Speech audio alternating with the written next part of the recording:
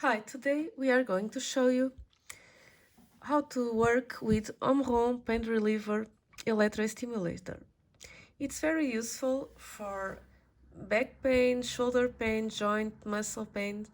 It blocks the pain message, trigger the release of endorphins, and improve blood circulation. So it has a triple action.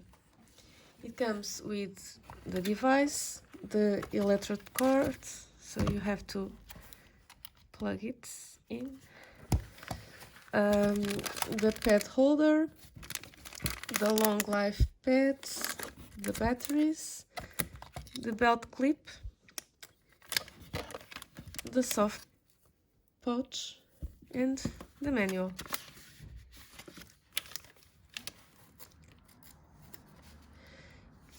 How to use it? You can use it for, I'll show you here, lower back, elbow, knee, hip, leg, shoulders, ankle. So you can use it where you have the pain, acute or chronic.